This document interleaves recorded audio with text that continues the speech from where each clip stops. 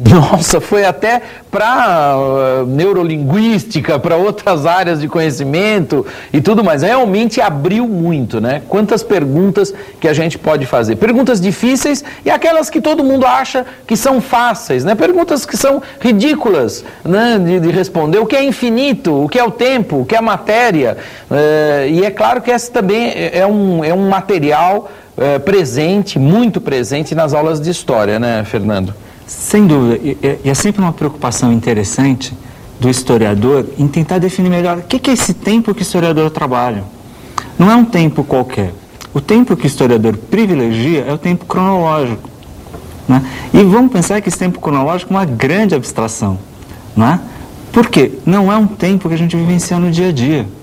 O tempo cronológico, essa ideia de que o tempo vai sempre para frente, não é uma ideia que nós vivenciamos. A ideia de tempo que a gente vive no dia a dia é o tempo cíclico.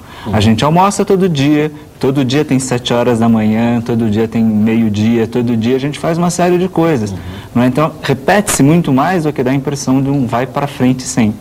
Então, pensar um pouco essa pergunta do tempo é muito interessante para a história.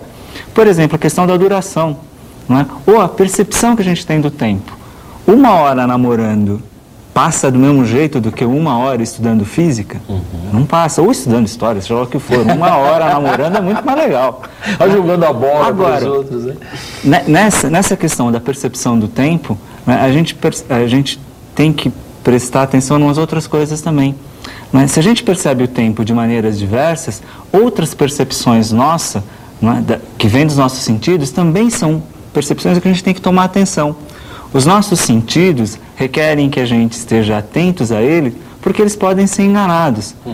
A gente tem um dispositivo aqui, uma brincadeira de professor de física, que ele produz uma imagem que os professores de física chamam de imagem real.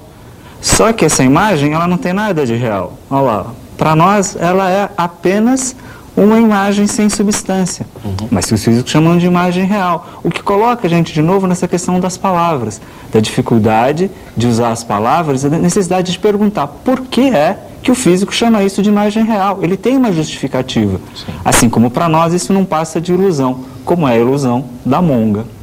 Tá certo.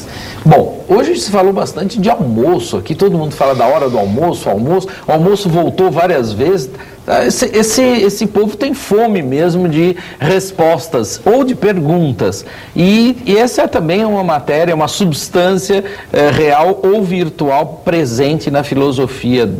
E em Platão esse vídeo mostra claramente, né, Edu, essa questão. Ele começa logo colocando em cena, literalmente, né, a alegoria da caverna, o mito da caverna.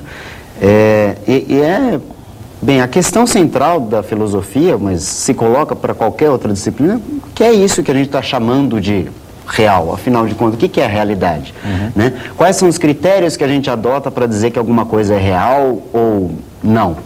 Né? Isso vale para a história, né? Será que esse relato é verdadeiro ou não?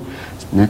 E, enfim, na alegoria, no mito da caverna, o que tem bem, a gente precisa colocar em dúvida as nossas percepções, os nossos sentidos.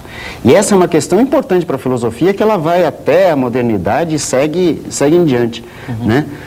No vídeo se faz várias vezes referência ao Descartes. Né? Lembrar que lá para o Descartes, ele começa a colocar tudo em dúvida, se perguntar sobre a realidade de tudo.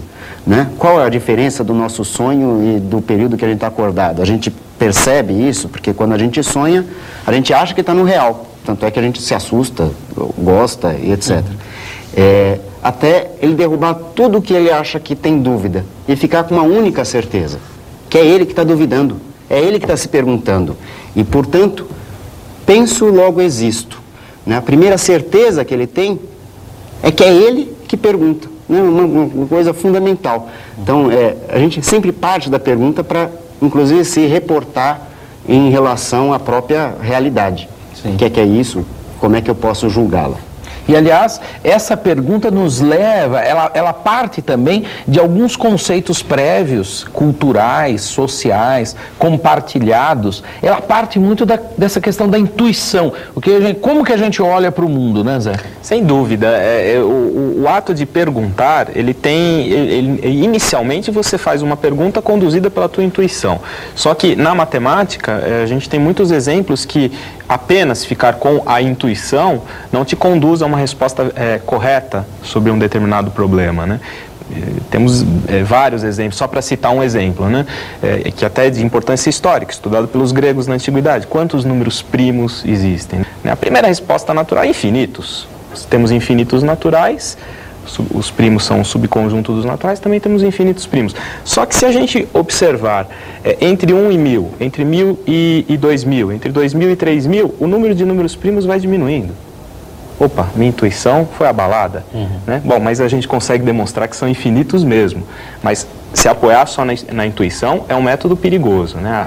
A matemática ela trabalha muito com a lógica dedutiva também, que é um caminho para você fazer demonstrações e, inclusive, a demonstração por redução ao absurdo, que é um método muito usado desde a Grécia Antiga para se fazer demonstrações matemáticas, é o caminho que Euclides fez para demonstrar que existem infinitos números primos. E que está na ficha, Valmir, a gente trabalhou e mostrou na ficha isso também. Tá certo. Aliás, existiriam infinitas perguntas que poderíamos fazer. Infinitos professores, dependendo da ordem de infinito aqui, poderiam participar desse projeto.